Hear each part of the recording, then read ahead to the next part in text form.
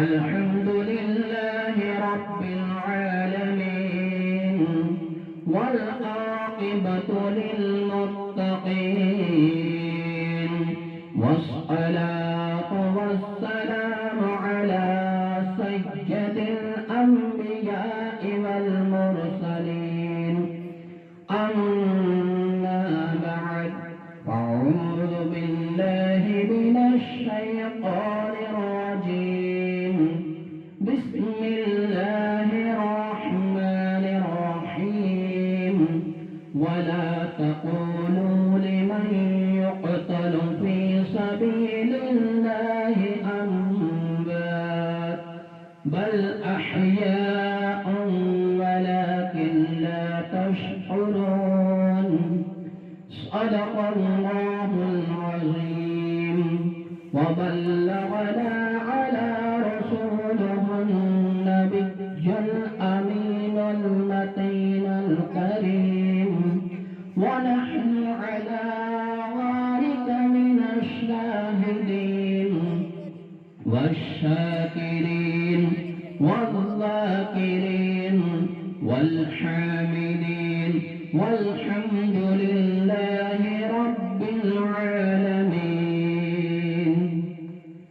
معبودی کو ہی قیمت والوں، شمع رسالت کے پروانوں، غوث و خواجہ کے چاہنے اور ماننے والوں، شہید کربلا کی محفل منانے والوں، آئیے ہم اور آپ مل کر جناب احمد مجتبی محمد مصطفیٰ صلی اللہ تعالی علیہ وسلم کے بارگاہ میں درود کا ہدیہ پیش کرے پڑے بلند آواز سے اللہم صلی علی سیدنا و نبینا و مولانا محمد وبارک وسلم صلاۃ و سلاما علیک یا رسول اللہ صلی اللہ تعالی علیہ وسلم. شاہ اسد حسین، بادشاہ اسد حسین، دین اسد حسین، دی بنا اسد حسین، سردار نبات در دست یزید، حقہ کی بنا لا الہ اسد حسین، حقہ کی بنا لا الہ اسد حسین. معزز سامعین کرام، خطبہ مسنونہ کے بعد میرے کلام مقدس کی ایک مشہور اور معروف آیت کریمہ تلاوت کرنے کا شرف حاصل کیا، جس میں رب قدیر اپنے پاک کلام ارشاد فرماتا ہے وَلَا تَقُولُوا لِمَن يُقْتَلُ فِي سَبِيلِ اللَّهِ أَمْوَاتٌ بَلْ أَحْيَاءٌ وَلَكِن لَّا تَشْعُرُونَ. یعنی اے لوگوں جو اللہ کی راہ میں شہید ہو جاتے ہیں انہیں مردہ نہ کہو اور مردہ گمان بھی نہ کرو، کیونکہ وہ زندہ ہے تمہیں شعور نہیں. جو اللہ کی راہ میں شہید ہو جائے انہیں مردہ نہ کہے، بلکہ مردہ ہونے کا گمان بھی نہ کرے کہ وہ مردہ ہے، بلکہ وہ زندہ ہے. ہمیں ان کی زندگی کا پتہ نہیں، ہم لوگ ان کی زندگی کو نہیں سمجھ سکتے. معزز سامعین کرام، آئیے اور گفتگو کی طرف نہ جاتے ہوئے میں اپنی موضوع کی طرف پلٹتا ہوں. جب حور بن یزید رہائی شہید ہو گئے، ان کے بعد حضرت عبداللہ بن مسلم جو حضرت مسلم بن عقیل کے بیٹے تھے، کہنے کو تو یہ ہے کہ اے کہیں دن کا مارکہ کربلا گنا جاتا ہے، مگر اس دن میں تھوڑے سے گنے کے سچے ساتھی جو آپ کو ملے تھے انہوں نے سچائی اور دین پر قائم رہ کر ان جھوٹے ہزاروں آدمیوں کا ڈھیر کر دیا. کوفی دلورے کی ہمت اور بہادری دیکھ کر حیران رہ جاتے تھے. اگر امر سعد جیسا سخت دل ظالم، سردار لشکر اور سمر جن روشن جیسا بدبخت دنیا دیکھا ہوا آدمی لڑائی کے میدان میں نہ ہوتے تو یقیناً کوفی بھاگ جاتے اور کبھی مقابلہ نہ کرتے۔ اکثر وقت ایسا ہوا کہ لشکر نے بھاگنے کا ارادہ کیا، لیکن ان دونوں نے ان کو پیسے کی لالچ دکھائی اور ان کے باپ دادا کی غیرت دلائی کہ تم کو جینا ہے رہے۔ دیکھو حسین کے ساتھیوں نے تمہارے باپ تمہارے بھائی کو قتل کیا ہے، بڑھو اور ان کے خون کا بدلہ لو۔ اس طرح ان کے خون میں جوش آتا تھا اور لڑنے کے لیے تیار ہو جاتے تھے۔ لیکن حجازی سرماؤں نے ذرا سی دیر میں اس بات کا ثبوت اچھی طرح دے دیا کہ جو لوگ خدا کی راہ میں لڑتے ہیں وہ دنیا کے بڑے بڑے بہادر کی پرواہ نہیں کرتے۔ جناب امام سر جھکائے خاموش بیٹھے تھے کہ حضرت مسلم بن عقیل کے لاڈلے فرزند حضرت عبداللہ آپ کے پاس آئے اور کہا کہ آپ میرے باپ کا بدلہ لینے کا وقت دے، اجازت دو۔ آپ نے فرمایا کہ تمہارے باپ کا غم مجھے تازہ ہے اور تم مسلم کی نشانی ہو۔ آپ نے کہا کہ سب سے پہلے آپ میرا باپ قربان ہوا اور آپ واپس مکہ جاتے تھے، مگر میں ہی آپ کو اپنے ساتھ میرے باپ کا بدلہ لینے کو لایا خدا کے لیے آپ مجھے اجازت دو۔ لاچار آپ نے اجازت دی اور میدان میں تشریف لائے۔ ادھر سے ایک پہلوان شامل قدامہ بن سعد آپ کے مقابلے کے لیے آیا اور آتے ہی کئی وار آپ پر کیے، آپ نے اس کے وار چلے اور گھوڑے سے نیچے ادھر آئے اور تلوار ہاتھ میں لے کر پیدل اس سے لڑنے لگے۔ قدامہ یہ دیکھ کر بہت خوش ہوا اور چاہا کہ نیزہ آپ کی سینے کے پار کر دے، لیکن حضرت نے چاہا کہ عبداللہ جھک گئے اور نیزے کے پار سے بچ گئے۔ ہاتھ میں لے کر پیدل اس نے لڑنے لگے اور قدامہ یہ دیکھ کر بہت خوش ہوا اور چاہا کہ نیزہ آپ کی سینے کے پار کر دے، لیکن حضرت عبداللہ جھک گئے اور نیزے کے وار سے بچ گئے اور پھر گھوڑے پہ حملہ کر کے آپ نے پیچھے سے ایک ایسی تلوار ماری کہ قدامہ کے جسم کا آدھا حصہ چیر گیا۔ حضرت عبداللہ نے اس کا کمر بند پکڑ کر زور سے زمین پر پٹکا اور دوسرا پہلوان کو طرف کیا۔ جب قدامہ نے جان دے دی تو اس کا لڑکا سلامہ مقابلے کے لیے آیا، وہ بھی مارا گیا۔ پھر تو لشکر تمام گھبرانے لگا اور کوئی بھی آپ کے مقابلے کے لیے نہ آیا۔ حضرت عبداللہ نے دیکھا کہ یہ وقت حملہ کرنے کا اچھا ہے، تلوار لے کر فوج میں گھس گئے، 20 بڑے نامی پہلوانوں کو قتل کر ڈالا۔ جو آپ کے سامنے آتا تھا وہ ایک ہاتھ میں 2 ٹکڑے ہو جاتا تھا۔ آپ اسی طرح دشمن کو قتل کرتے کرتے پیچھے کے ایک مردود نے آپ کے گھوڑے کے پاؤں کاٹ دیے، آپ زمین پر گر پڑے، گرتے ہی چاروں طرف سے حملہ کر دیا اور اسی حالت میں آپ شہید ہو گئے۔ آپ کے بعد جعفر اور عبد الرحمن حضرت مسلم کے بھائیوں نے بڑی بھاری لڑائی کی اور شہید ہو گئے۔ انا للہ و انا الیہ راجعون۔ عبداللہ بن مسلم جو حضرت مسلم بن عقیل کے فرزند تھے، وہ لوگ شہید ہو چکے۔ اس کے بعد کیا ہوتا ہے؟ میدان کربلا کا تمام نظارہ بی بی زینب آپ کی بہن دیکھ رہی تھی۔ جب دیکھا کہ میرے پاس فقط یہ 2 بچے ہیں تو ان کے دل میں حیدر جوش آ گیا اور دونوں بچوں کو لے کر اپنے بھائی کے پاس حاضر ہوئی اور کہنے لگی کہ بھائی، اگر عورتوں پر جہاد فرض ہوتا تو سب سے پہلے تیری طرف سے میں لڑتی، مگر لاچار ہوں، تمام عمر کی کمائی اور بڑھاپے کا سہارا یہ 2 بچے ہیں، آج ان دونوں کو تیرے قدموں میں ڈالتی ہوں۔ اتنا کہنا تھا کہ دونوں بچے آپ کے قدموں میں گر پڑے اور ہاشمی خون کا جوش دیکھو۔ آپ قضا اور قدر کے احکامات پہلے ہی سمجھ چکے تھے، بہت کچھ منع کرنے تھے، مگر قدرت ایسے سبب بنا دیتی ہے کہ لاچار آپ کو اجازت دینی ہی پڑی تھی۔ زینب کو اسرار، ادھر بازی کا جوش رکنے والا تھا۔ آخر کو آپ نے اجازت دی، دونوں بھائی میدان میں آ گئے۔ ابھی ان کی عمر ہی کیا تھی، کبھی انہوں نے ایسے موقع نہ دیکھے تھے، مگر شیروں کے بچے شیر ہی ہوتے ہیں۔ ان دونوں بھائیوں نے باوجود نہ تجربہ کاری کے سینکڑوں پرکھا کو خون میں سلا دیا۔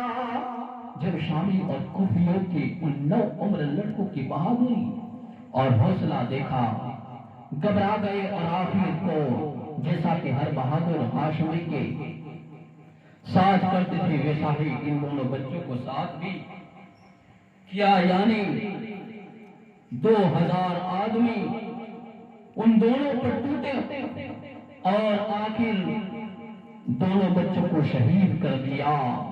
آپ دونوں کی لاشیں خیمے میں لائے۔ جب دونوں بچوں کو بی بی زینب نے اس حالت میں دیکھا، کلیجہ شک ہو گیا۔ اور محمد دونوں شہید ہو چکے ہیں۔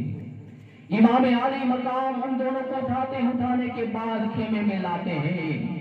جیسے ہی خیمے میں لاتے ہیں، مگر وہی حیدر کرار کا خون آپ میں تھا۔ آپ نے خوشی خوشی اس صدمے کو برداشت کر لیا۔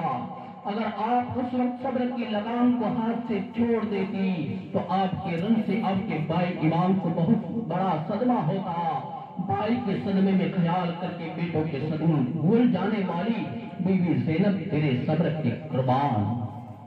اسی طرح سے دونوں شہزادے اون اور محمد دونوں شہید ہو جاتے ہیں۔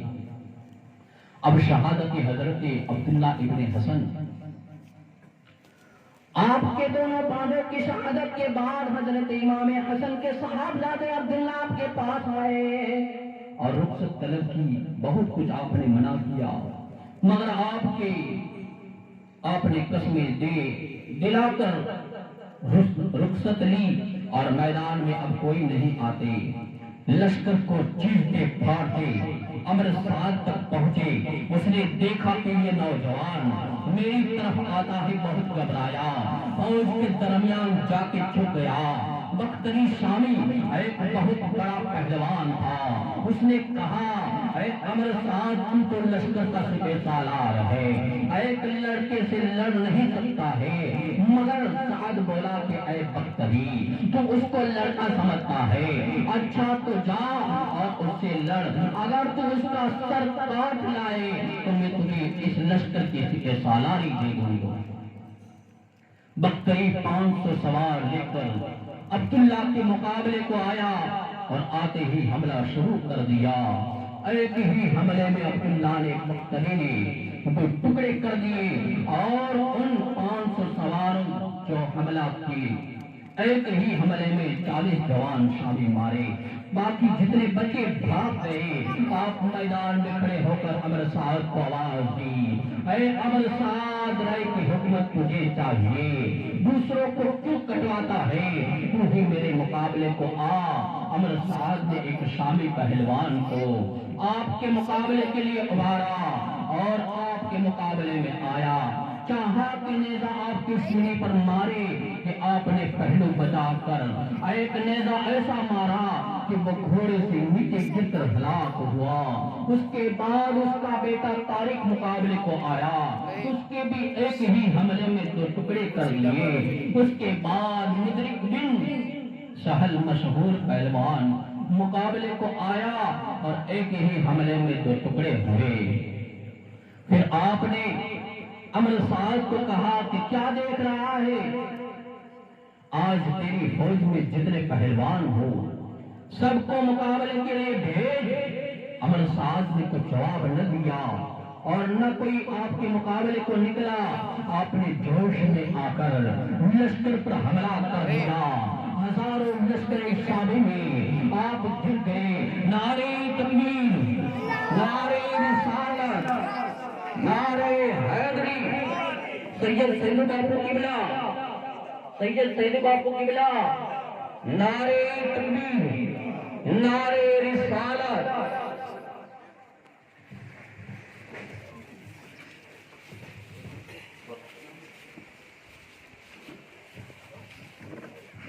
مشہور آپ جیتے سینکڑوں آپ نے اس وقت قتل کر ڈالے، آپ کا تمام جسم تیروں اور نیزوں میں زخمی ہو گیا تھا۔ ایک مردود نے آپ کو ایسا نیزہ تاک کر مارا کہ آپ گھوڑے سے نیچے گر پڑے۔ حضرت عباس علمبردار لشکر میں سے آپ کو اٹھا لائے، آپ کی روح مبارک تھوڑی دیر میں پرواز کر جاتی ہے۔ امام حسین کو آپ کی جوان موت پر بہت افسوس ہوتا ہے، اور اسی طریقے سے حضرت امام حسن کے دوسرے شہزادے شہید ہو جاتے ہیں۔ انا للہ و انا الیہ راجعون۔ جب حضرت عبداللہ شہید ہو گئے تو حضرت قاسم حضرت عبداللہ کے بھائی آپ کی خدمت میں حاضر ہوئے اور کہا کہ چچا جان اب مجھے بھی اجازت دو۔ آپ نے فرمایا کہ تم میرے بڑے بھائی کی نشانی ہو، میں تمہیں کبھی اجازت نہیں دوں گا۔ اسی طریقے سے حضرت امام قاسم آئے اور کہنے لگے آقا حسین مجھے بھی اجازت دو، میں بھی رن میں جانا چاہتا ہوں۔ آپ کو بہت رنج ہوا، ایک ان کی نگاہ اس تعویذ پر پڑی جو آپ کے بندہ تھا۔ فوراً خیال آیا کہ میرے والد نے یہ تعویذ مجھے دیا تھا اور کہا تھا کہ اے قاسم جب تمہیں سخت مصیبت کا سامنا ہو تو تم اس وقت یہ تعویذ کھول کر پڑھ لینا، وہ مصیبت دور ہو جائے گی۔ لہذا حضرت امام قاسم اس تعویذ کو کھول کر پڑھتے ہیں، اس میں لکھا ہوا تھا کہ آج میں دیکھ رہا ہوں کہ مصیبت کا وقت آ پہنچا ہے۔ یہ امام حسن نے جب آپ کی روح قبض ہونے کی تھی اس وقت اس سے پہلے چند منٹوں پہلے ہی آپ کے آنتیں کٹ کر کے باہر آ رہی تھی زہر کی وجہ سے، پھر بھی آپ نے ایک کاغذ اور قلم منگوایا تھا، اور کاغذ اور قلم منگوانے کے بعد اسی تعویذ کو لکھ کر حضرت امام قاسم کو کہا تھا کہ اس تعویذ کو کسی کو مت بتانا، مگر اس تعویذ کو اس وقت کھولنا جب مصیبت کا وقت ہو۔ تو آج لہذا میں اس تعویذ کو اس لیے کھول رہا ہوں کہ اس سے بڑی مصیبت کا وقت نہیں ہوگا۔ والد نے یہ تعویذ مجھے دیا تھا اور کہا تھا کہ اے قاسم جب تمہیں سخت مصیبت کا سامنا ہو تو تم اس وقت یہ تعویذ کھول کر پڑھنا تو وہ مصیبت دور ہو جائے گی۔ یہ خیال آتے ہی وہ تعویذ کو کھولا اور پڑھا تو اس میں لکھا تھا اے قاسم ایک ایسا وقت آئے گا میرا بھائی حسین دشمنوں میں گر جائے گا اور اپنا سر خدا کی راہ میں کٹائے گا، اس وقت تجھے لازم ہے کہ اس کے قدموں پر اپنا سر قربان کر دے۔ اگرچہ وہ تجھے سمجھائے مگر میری وصیت یہ ہے کہ تجھے اس وقت میرے بھائی پر قربان ہو جانا ہے۔ چاہیے یہ وصیت دیکھتے ہیں آپ کا دل خوش ہو گیا، فوراً امام کی خدمت میں حاضر ہوئے اور بتلایا کہ دیکھیے بابا جان یہ وصیت ہے۔ جناب امام نے اسے دیکھا، آنکھوں میں آنسو بھر لائے اور کہا کہ بیٹا میرے بھائی کی وصیت پر عمل کرنا ضروری ہے مگر تجھ سے جوان کو لڑنے بھیجنے کو دل نہیں چاہتا۔ یہ حضرت امام قاسم کون تھے؟ جب امام حسن کی ظاہری زندگی تھی اس وقت آپ نے کہا تھا حضرت امام حسین سے کہ اے حسین دیکھو میں تو حضرت امام قاسم کی شادی میں شریک نہیں ہو سکوں گا، لہذا ان کا نکاح حضرت ماں سکینہ سے کر دینا، یہ وصیت تھی آپ کی۔ مگر وہی شہزادہ لڑنے کے لیے تیار ہو جاتا ہے، امام علی مقام کی آنکھوں میں آنسو آ جاتے ہیں اور کہتے ہیں اے بھیا کہ شہزادے میں تجھے کس طرح سے اجازت دوں، مگر حضرت امام قاسم نہیں مانتے ہیں۔ امر سعد کو لشکر میں جا کر پکارتے ہیں، امر سعد کو للکارا کہ اے کمبخت میرے سامنے آ کر مجھ سے مقابلہ کر یا جس پہلوان پر تجھے ناز ہو اس کو میرے مقابلے کے لیے بھیج۔ امر سعد نے بہت کچھ فوج کو سمجھایا مگر ایک بھی مقابلے کو نہیں دیا۔ آخر امر صاحب نے ارجک پہلوان کو بلایا اور کہا کہ آج تیرے پہلوانی اور بہادری دیکھنے کا موقع ہے۔ ارجک ہنسا اور کہا کہ اے امر صاحب تجھے کچھ عقل ہے یا نہیں؟ تو نے پہل یہ فوج کی سرداری لی ہے تو خود ابھی لڑکا ہے، ذرا سوچ تو صحیح کہاں میں اور کہاں یہ۔ اب ابن سعد نے جیسے ہی کہا ارزق پہلوان سے کہ اے ارزق پہلوان، امام قاسم کے مقابلے میں تو جا، تو ارزق پہلوان اپنی بہادری پر بڑا ناز تھا، اس کو کہتا تھا میں یہ لڑکے کے سامنے کیسے لڑنے کے لیے جاؤں گا؟ اگر اس کے سامنے لڑنے کے لیے جاؤں گا تو میری بے عزتی ہوگی، میں تو اتنا بڑا پہلوان ہوں، لوگ کہیں گے کہ دیکھو لڑکی کے سامنے پہنچ گئے لڑنے کے لیے۔ مگر عمرو بن سعد کیا کہتا ہے؟ ارزق ہنسا اور کہا کہ اے عمرو سعد، تجھے کچھ عقل ہے یا نہیں؟ تو نے پہل میں فوج کی سرداری لی ہے، تو خود ابھی لڑکا ہے، ذرا سوچ تو صحیح کہاں میں اور کہاں اس کا مقابلہ میں نے بہت سے مقابلوں میں بڑے بڑے نامی پہلوانوں کا مقابلہ کیا ہے، میرے نام سے آج تمام روم اور شام لرزتا ہے، کہاں میں اور کہاں یہ 13 برس کا لڑکا، اس کے مقابلے کو مجھے دیکھ کے تجھے شرم نہیں آتی ہے؟ عمرو سعد بولا اے ارزق، تیرا خیال غلط ہے، یہ شیر خدا کا دلیر ہے، جب تو مقابلہ کرے گا تجھے معلوم ہو جائے گا، خدا کی قسم ان کے پاس کھانا اور پانی نہیں ہے، اگر بچے کو پانی بھی مل جائے تو فقط یہ اکیلا میرے تنہا 22,000 لشکر کو کافی ہو جائے گا۔ عمرو بن سعد کو پتا تھا کہ ان کی بازوؤں میں حیدر کرار کی طاقت ہے، جن کے جسموں میں ماں خاتون جنت کا دودھ ہے، جن کے بازوؤں میں زعفر تیار کی طاقت موجود ہے، غازی عباس کی طاقتیں موجود ہے، ان کے سامنے کسی یزید کی ہمت کیسے ہو سکتی ہے کہ لڑنے کے لیے آ جائے؟ ارزق سن کر ہنسا اور کہا کہ اے عمرو صاحب، تو پاگل ہے، میں تو کبھی اس لڑکے کے سامنے لڑنے نہ جاؤں گا، مگر خیر تیرے کہنے میں اپنے 4 لڑکے جو مشہور پہلوان ہیں پہلے ان کو بھیجتا ہوں، چنانچہ وہ 4 پہلوان آپ کے مقابلے کو آئے اور ایک ہی حملے میں آپ نے چاروں کا کام تمام کر دیا، یہاں تک کہ 80 آدمی آپ کے ہاتھ سے ہلاک ہو گئے۔ ارزق نے دیکھا کہ سچ مچ یہ ہاشمی نوجوان لڑکے نے فوج کا کام تمام کر دیا، قریب تھا کہ تمام فوج میدان سے بھاگ جائے۔ ارزق گھبرایا ہوا عمرو سعد کی طرف آیا اور کہا کہ کیوں رے کی حکومت تو تجھے لینی ہے اور لڑنے کو مجھے بھیجتا ہے؟ عمرو سعد نے کہا کیوں اب اپنی جان پیاری معلوم ہوتی ہے؟ ابھی تو کہتا تھا کہ یہ وہ لڑکا ہے، ابن زیاد نے مجھے لشکر کا انتظام سونپا ہے، لڑنے کا نہیں، اور تم جیسے پہلوانوں کو میرے ماتحت لڑنے کو بھیجا ہے۔ عمرو بن سعد نے جب ارزق پہلوان سے پہلے کہا تھا تو ارزق پہلوان نے کہا کہ یہ تو ایک لڑکا ہے، اس کے سامنے کیسے لڑوں گا؟ میں اتنا بہادر ہوں، اس لڑکے کے سامنے لڑنے کے لیے میں تیار نہیں ہوتا ہوں۔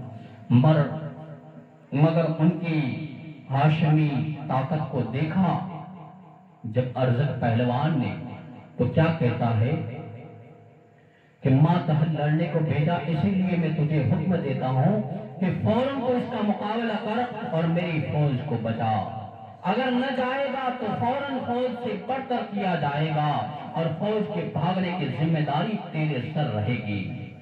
ارزق فوج سے غصے میں باہر نکلا اور جاتے ہی آپ کے گھوڑے کو نیزے سے زخمی کر دیا۔ حضرت قاسم کود کر زمین پر آئے اور ہنس کر بولے اے ارزق، تم تو بڑا پہلوان ہے، مگر آج تیرے ہوش حواس کہاں گئے ہیں؟ بھلے آدمی دیکھ تو صحیح تیرے گھوڑے کی زین کس قدر ڈھیلی ہے، اسے تو ٹھیک کر، ایسا نہ ہو کہ یہ تجھے گھوڑے سے نیچے گرا دے۔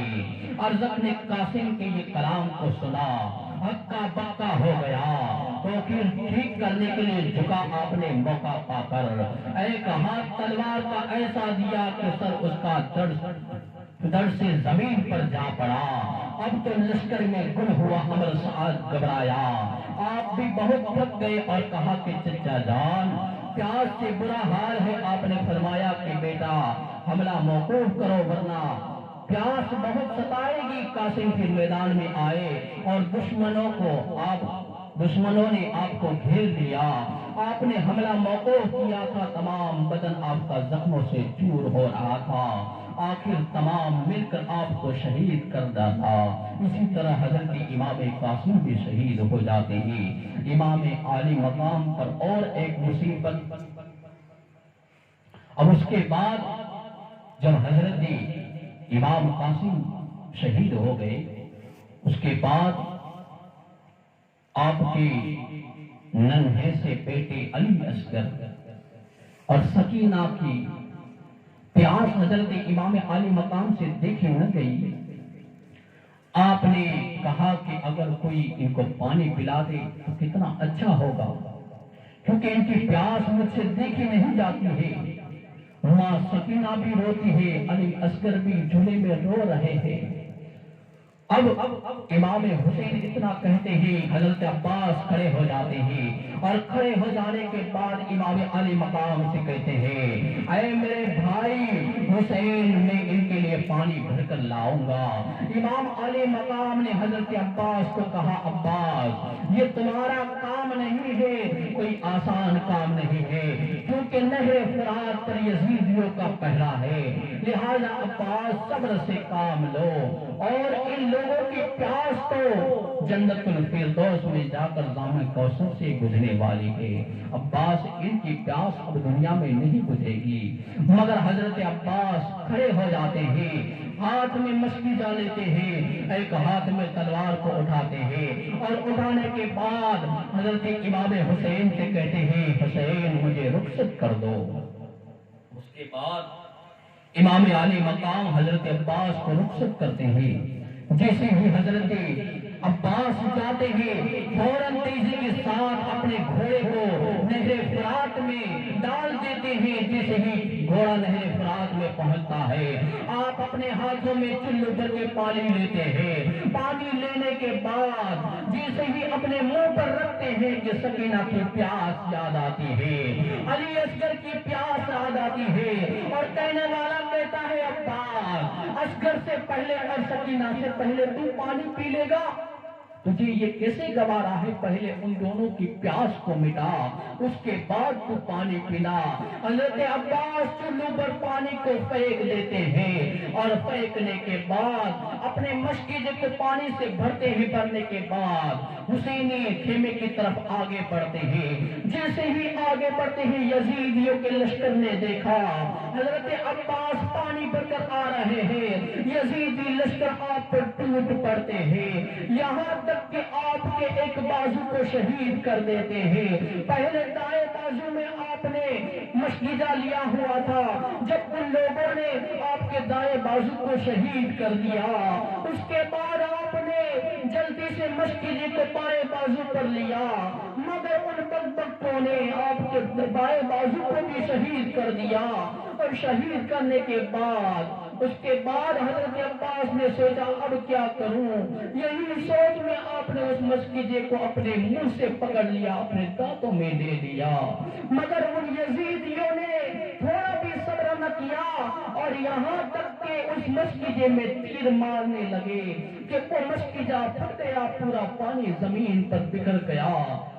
हजरत अब्बास कहने लगे, हुसैन अली असगर की प्यास को न बुझा सका, सकीना की प्यास को न बुझा सका। ए हुसैन मुझे माफ करना, ए असगर मुझे माफ करना। आप इतना पुकार रहे थे कि लश्कर का दस्ता आकर आपको घेर लेता है और घेरने के बाद आप पर तलवारें और तीर चलना शुरू हो जाती है। थोड़ी ही देर में आप जख्मों से चूर हो जाते हैं और हजरत इमाम हुसैन को पुकारते हैं, अदरिकनी या हुसैन, ऐ भैया हुसैन, अपने भैया की खबर लो, अब्बास गिर रहा है। इतना कहने के बाद हुसैन दौड़ते हैं, मैदान करबला में आते हैं और करबला में आने के बाद अपने भाई की लाश को उठाते हैं। उठाने के बाद अल्लाह तबारक व तआला की बारगाह में दुआ के लिए हाथ उठा कर कहते, रब्बे कदीर, मैं तेरी رضا پر راضی ہوں تو میری رضا پر راضی رہنا، اور مجھے ہمیشہ صبر کرنے کی توفیق عطا فرما، میں کبھی صبر کا دامن نہ چھوڑوں، یہ مجھے توفیق عطا فرما۔ حسین حضرت عباس کی لاش کو لے کر جیسے ہی لے جا رہے تھے، یزیدی لشکر ان کے سامنے پہنچ جاتے ہیں لاشیں کے، اور اس کے بعد یزیدی لشکر حضرت عباس کے سر کو تن سے جدا کرتے ہیں اور سر کو لے جاتے ہیں، لاشیں کو حضرت امام حسین اپنے خیموں میں لے آتے ہیں۔ دیکھتے ہیں ماں زینب کی چیخ نکل جاتی ہے، ماں شہربانو رونے لگتی ہے اور اصغر سے کہتی ہے، اصغر تیری پیاس بجھانے والا تیرا چچا عباس اب شہید ہو گیا ہے، اللہ کو پیارا ہو گیا ہے، اس نے جام کوثر نوش کر لیا ہے۔ اتنا کہنے کے بعد زینب رونا شروع کر دیتی ہے۔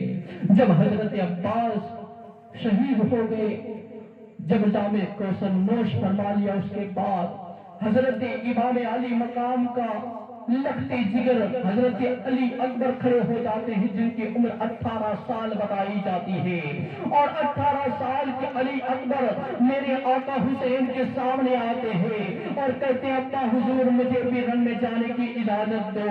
وہ علی اکبر ایسے تھے کہ جیسے تصویر مصطفیٰ ہے، ایسا لگتا تھا کہ علی اکبر کا چہرہ مصطفیٰ کا چہرہ ہو، دیکھنے والا چکرا جاتا تھا کہ مصطفیٰ کا چہرہ کون سا ہے، علی اکبر کا چہرہ کون سا ہے، دونوں ہو بہو چہرے تھے۔ امام علی مقام نے علی اکبر کو روتے ہوئے کہا، علی اکبر اگر تو چلا جائے گا تو مصطفیٰ کی یاد اگر مجھے آئے گی تو میں کس کو دیکھوں گا، کس کے چہرے کی زیارت کروں گا، نانا مصطفیٰ کی یاد مجھے ستائے گی تو میں کس کے چہرے کو دیکھوں گا، علی اکبر رن میں جانے کی اجازت میں تمہیں نہیں دے رہا ہوں۔ اتنا کہنے کے بعد امام حسین رونا شروع کر دیتے ہیں۔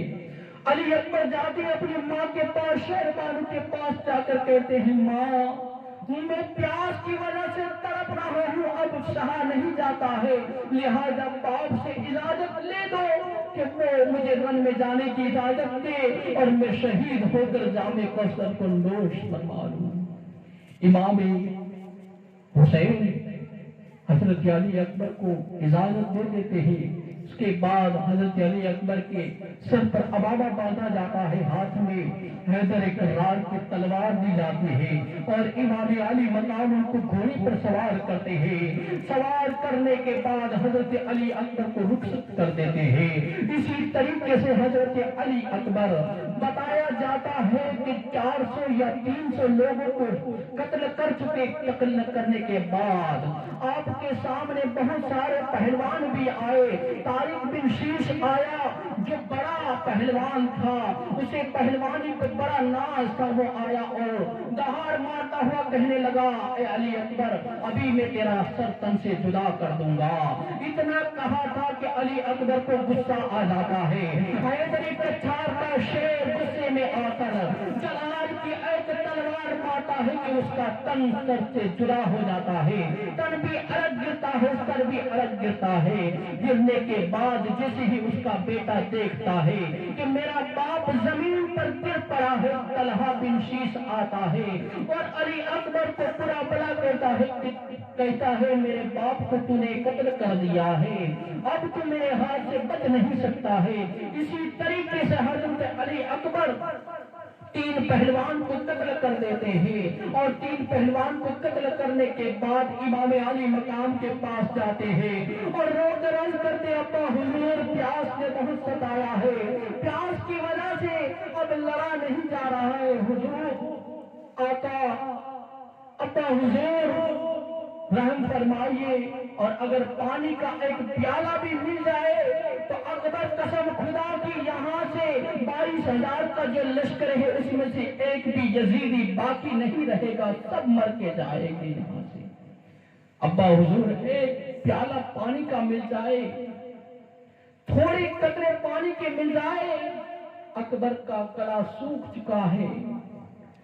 حضرت امام علی مقام روتے ہوئے کہتے ہیں، بیٹا اگر تو خیمے تک آ گیا ہے تو قریب آ جا، اور قریب آنے کے بعد اکبر کو کہتے ہیں کہ اپنا منہ کھول، اور امام علی مقام اپنی سوکھی زبان کو اکبر کے منہ میں دے دیتے ہیں۔ علی اکبر میرے امام کی زبان کو چوستے ہیں، چوسنے کے بعد آپ کو تھوڑی تسلی مل جاتی ہے، تسلی کے بعد آپ پھر میدان جنگ میں جاتے ہیں، اور کہا جاتا ہے کہ اس وقت جیسے ہی دوسری مرتبہ پلٹے تھے تو کہا جاتا ہے کہ 80 یزیدیوں کو فنار پہنچایا۔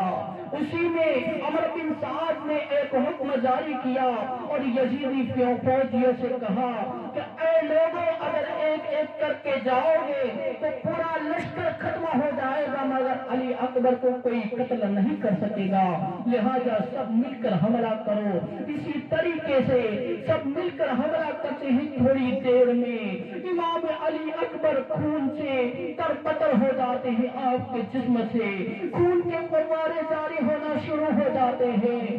اس کے بعد آپ جیسے ہی زمین پر گرنے والے جو پکارتے ہیں ابا حضور، اپنے بیٹے کی خبر والے اندر گر رہا ہے، اتنا سننے کے بعد امام جیسے ہی کربلا کے میدان میں پہنچتے ہیں، ابھی اکبر کے لاشے کے قریب نہ پہنچے تھے کہ امام علی مقام ابھی اکبر کے لاشے کے قریب نہ پہنچے تھے کہ یزید پہنچ چکے تھے، اور انہوں نے حضرت علی اکبر کے سر کو جدا کر دیا اور اپنے پاس رکھ لیا۔ اسی تن کو لے جا کر امام علی مقام خیمے کے باہر رکھ دیتے ہیں اور زینب سے کہتے ہیں، زینب، ان لوگوں نے ان بدبختوں نے تو نبی کا بھی لحاظ نہ کیا، نبی کے نشانی کو بھی مٹا دیا، ان لوگوں نے نبی کے چہرے کا بھی لحاظ نہ کیا۔ اتنا کہنے کے بعد زینب زاروں کبار رونے لگی، روتے ہوئے حضرت امام حسین کہتے، زینب اور زیادہ مت روو، آؤ فلا کرنے کی ضرورت نہیں ہے، صبر سے کام لو، ابھی تو امتحان باقی ہے۔ زینب چپ ہو جاتی ہے۔ چپ ہو جانے کے بعد ماں زینب آپ کا ہاتھ پکڑتی ہے اور ہاتھ پکڑنے کے بعد آپ کو خیمے میں لے جاتی ہے۔ جیسے ہی زینب خیمے میں لے گئی، میری امام کو حضرت ماں شہربانو آتی ہے اور امام سے کہتی ہے، اے میرے شوہر نامدار، اے میرے سر کے تاجدار، یہ جو اصغر ہے اس سے اب تڑپا بھی نہیں جا رہا ہے، تڑپتا ہے تو تڑپا بھی نہیں جاتا ہے، اور یہ سوکھ کے کانٹا بن گیا ہے، پیاس کی وجہ سے زبان باہر نکال رہا ہے۔ حسین، جاؤ یزیدیوں سے کہو کہ ان کو ایک پانی کا گھونٹ پلا دے، وہ اگر ہمارے ہاتھ میں پیالہ نہ دے تو نہ دے، اپنے ہی ہاتھوں سے تھوڑے بوند ان کے حلق میں ڈال دے تاکہ اس کو تسلی مل جائے۔ جیسے ہی حضرت امام علی مقام کو حضرت ماں شہربانو نے اتنا کہا، امام کی آنکھوں سے آنسو جاری ہو گئے، کیونکہ امام کو پتا تھا یہ لوگ پانی دینے والے نہیں ہیں۔ لہٰذا حضرت ماں شہربانو کو کہتے ہیں اور زینب سے کہتے ہیں، بہن زینب، اے شہربانو، اگر تم دونوں کہتی ہو تو میں یزیدیوں کے لشکر میں جاتا ہوں اور ان سے کہتا ہوں کہ تم لوگ تھوڑے ہی قطرے پانی کے اس کے حلق میں ٹپکا دو تاکہ اس کو تسلی مل جائے۔ جب امام علی مقام اس 6 ماہ کے علی اصغر کو ایک چادر میں لپیٹے ہوئے جب یزیدیوں کے خیمے کے قریب پہنچتے ہیں، امام علی مقام کہتے ہیں، اے یزیدیوں سنو، ہم لوگوں نے تو آپ کو برا بھلا کہا ہوگا، کہیں کچھ بات چیت بھی ہوئی ہوگی، مگر یہ معصوم علی اصغر کا کیا قصور، اس نے تو تمہیں کبھی کچھ بھی نہیں کہا ہوگا، یہ تو بول بھی نہیں سکتا، یہ تو ننھا سا معصوم بچہ ہے۔ اے یزیدیوں، تمہیں ان بچے پر تو رحم کھانا چاہیے، اگر تم ہمارے ہاتھ میں پانی کا پیالہ نہ دو مگر اپنے ہی ہاتھ سے اس بچے کے حلق میں تھوڑے سے قطرے ٹپکا دو۔ اتنا کہنے کے بعد امام رونے لگتے ہیں اور ایک یزید اپنے خیمے میں جاتا ہے اور امام علی مقام سے کہتا ہے، آپ ٹھہریے، میں ابھی آتا ہوں۔ امام کو تھوڑی تسلی ملتی ہے، سوچتے ہیں کہ چلو پانی لینے کے لیے گیا ہوگا، اور جیسے ہی آتا ہے جس کا نام تھا حرملہ بن قاہر، جو تیر اور کمان لے کر آتا ہے اور تیر اور کمان سے تیر کو چھوڑتا ہے، وہ تیر فوراً جا کر حضرت علی اصغر کے حلق میں پیوست ہو جاتا ہے اور حضرت علی اصغر تھوڑی سی ہتھیار لے کر اللہ کو پیارے ہو جاتے ہیں، شہادت کے جام کو نوش فرما لیتے ہیں۔ وہ تیر اتنا خطرناک تھا کہ حضرت علی اکبر کے گلے کو چھیدتا ہوا امام علی مقام کے بازو میں پیوست ہو گیا تھا۔ امام علی مقام نے اس تیر کو نکالنا چاہا، بہت کوشش کے بعد جیسے ہی تیر کو نکالا گیا، حضرت علی اکبر کے حلق سے خون کے فوارے جاری ہونا شروع ہو گئے۔ خون کے فوارے رکنے کا نام ہی نہیں لے رہے تھے۔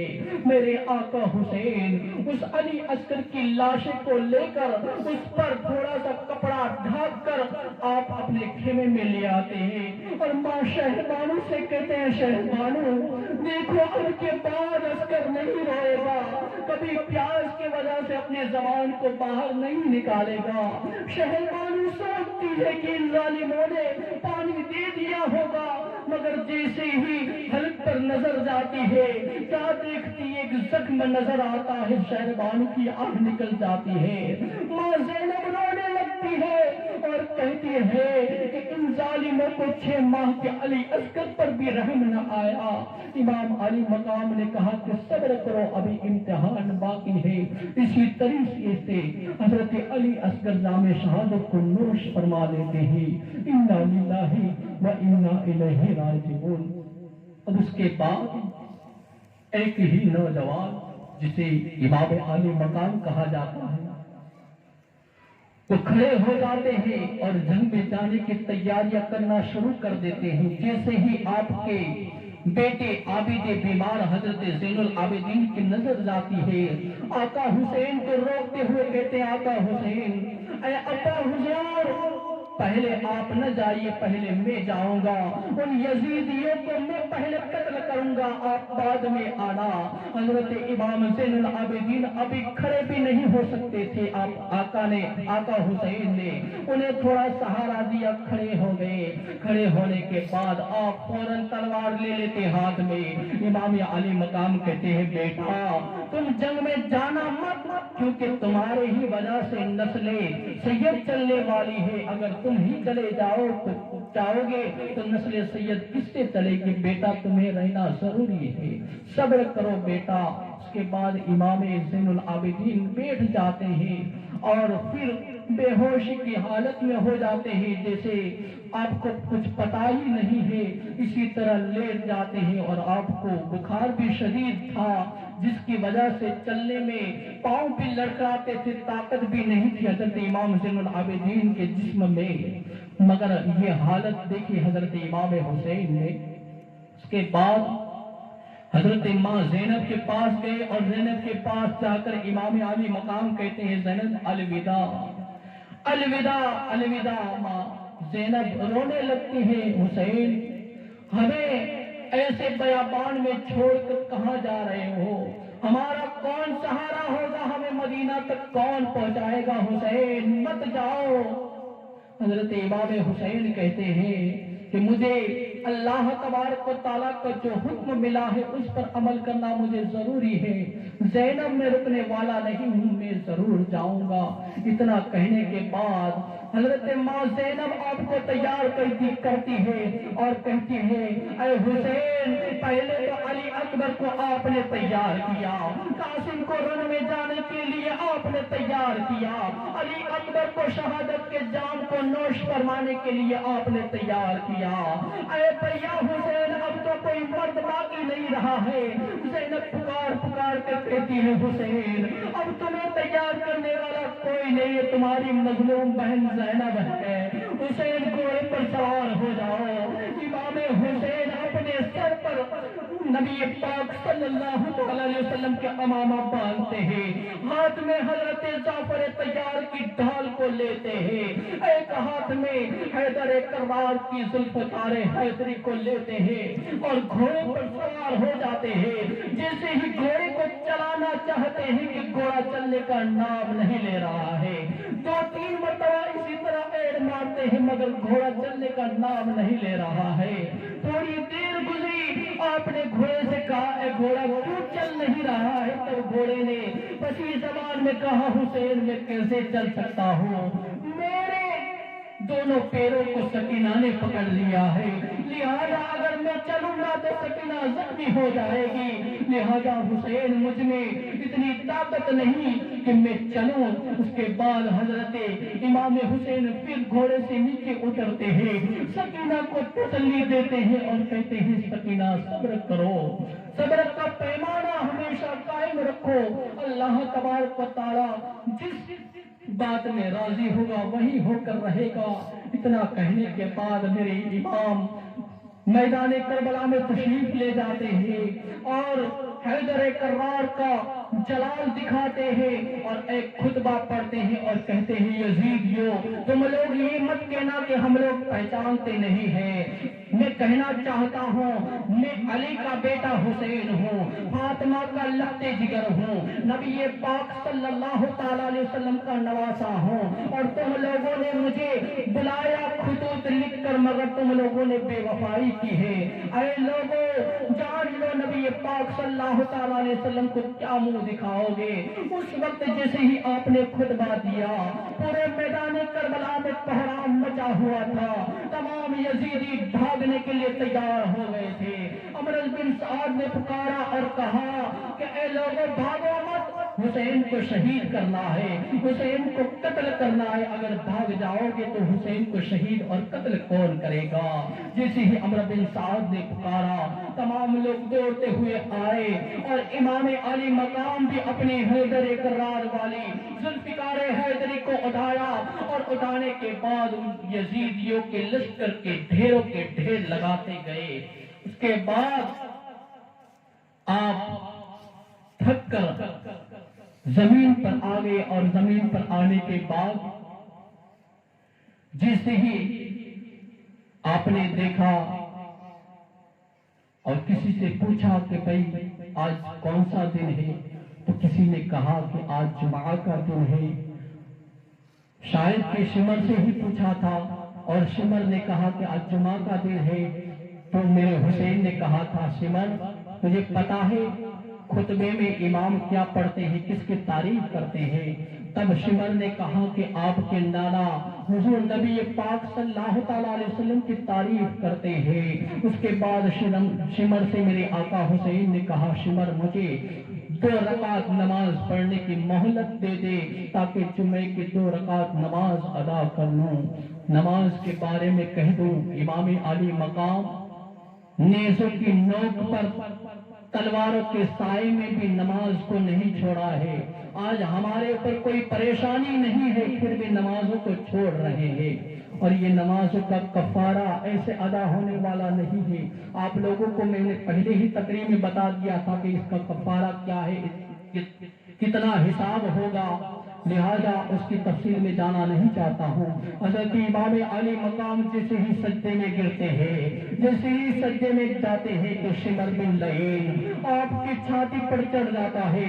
مولا حسین کہتے ہیں اے کوڑی کے کتے، تجھے میرے نبی نے کہا تھا کہ ایک کوڑی کا کتا ہوگا جو اہل بیت کو شہید کرے گا، قتل کر دے گا، تو لہذا تیرے جسم پر بال بھی موجود ہے اور تیرے جسم پر کوڑ بھی موجود ہے۔ میرے نانا جان نے صحیح فرمایا ہے۔ اس کے بعد وہ شمر بن لعین آپ کو شہید کر دیتا ہے، آپ کی گردن کو اڑا دیتا ہے اور آپ شہادت کے جام کو نوش فرما لیتے ہیں۔ انا للہ و انا الیہ راجعون۔ انشاءاللہ اب قاتلان حسین کا کیا انجام ہوتا ہے انشاءاللہ زیارت کی مجلس میں آپ لوگ سنو گے۔ رب قدیر کی بارگاہ میں دعا کرتے کہ رب قدیر میرے کہنے میں آپ کے سننے میں کوئی لچش، کوئی خطا، کوئی غلطی ہو گیا پھر نبی صلی اللہ تعالیٰ علیہ وسلم کی معاف فرمائے اور ہمیں سچے دل سے حسینی بننے کی نیک توفیق و رفیق عطا فرمائے۔